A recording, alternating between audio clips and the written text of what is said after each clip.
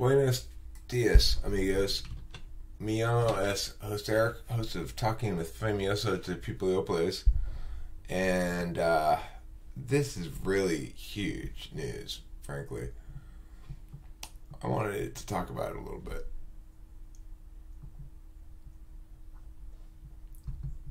So the gist of it is, the LHC 17 miles long in order to accelerate particles that quickly. But this project can do it in the size of our, a football field.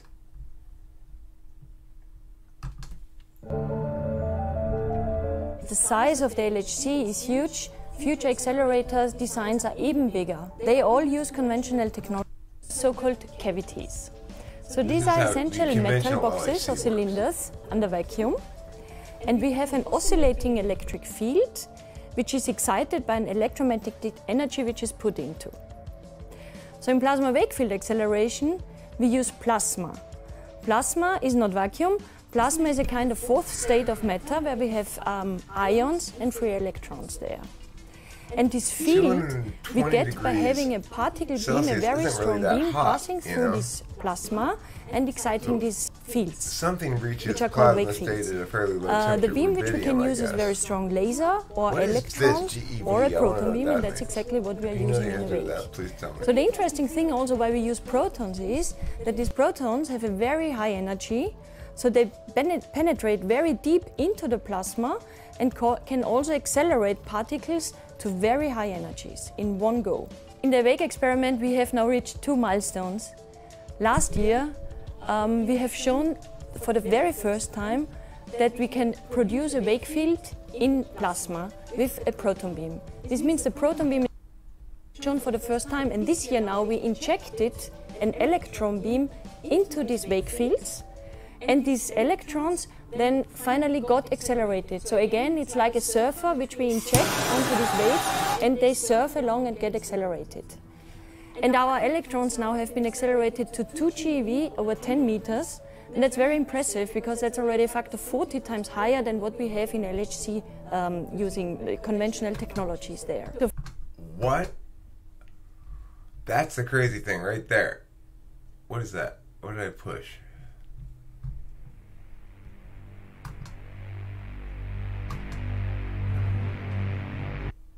I don't know. Okay. 40 times faster than the existing Large Hadron Collider, and I mean, that's just crazy. Like, okay, I don't really understand particle physics or anything, don't get me wrong. I'm not claiming like I got any knowledge really about this stuff. I don't. And that should be noted as significant that I have no knowledge about it. So don't think I know what I'm talking about. But what I would say is we've got an interesting situation. So the LHC brought up a lot of concerns about possibly starting a black hole, for example, that we couldn't contain and destroyed us all. Something like that was a concern. Humans do crazy fucking shit that might destroy everything. Like, there was concern when they first tested a nuclear bomb that it was going to ignite the atmosphere and destroy the planet the first time you tried it. But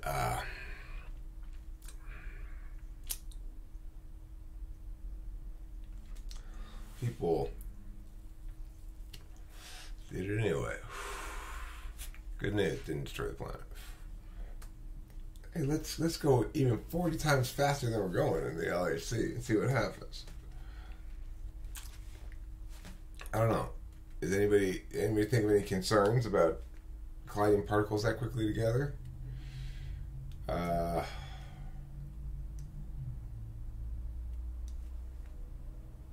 guess we'll see what happens. For this year's program, it's very important to carry out very well-defined measurements in order to gauge the experiment versus simulations. This is very important because the better we know our entire setup, the better we can predict and design the next steps. So in the coming years then, we want to show that we can accelerate electrons very strong, meaning 1 GeV over 1 meter, and at the same time keeping the electron beam quality.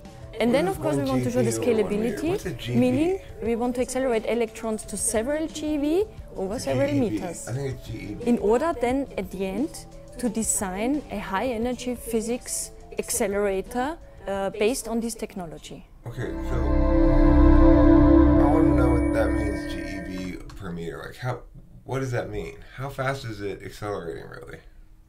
So if you know the answer to that, please tell me. This is such bullshit.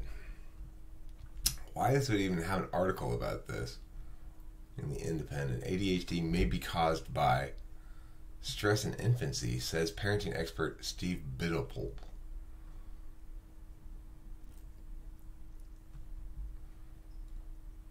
Suggests stress at home and parents not meeting children's needs early in life could play a role in causing ADHD. Previously, it was thought that the behavioral disorder, it's not a disorder, typically characterized by inattentiveness, hyperactivity, and impulsiveness. It's characterized by impatience. It's a motivational disorder. If it's a disorder at all, which it's not.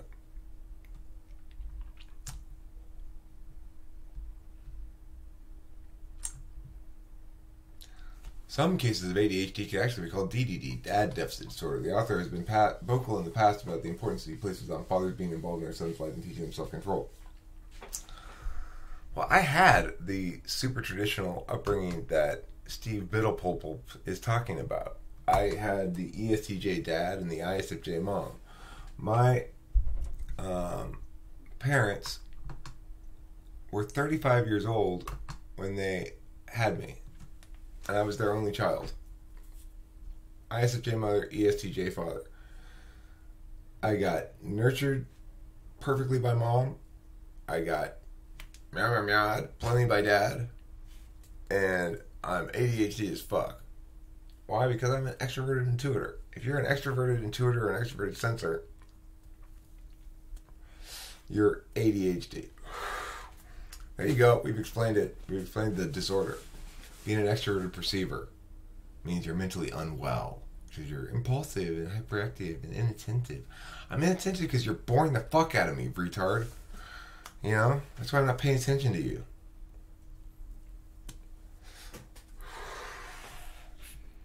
Steve Biddlepole.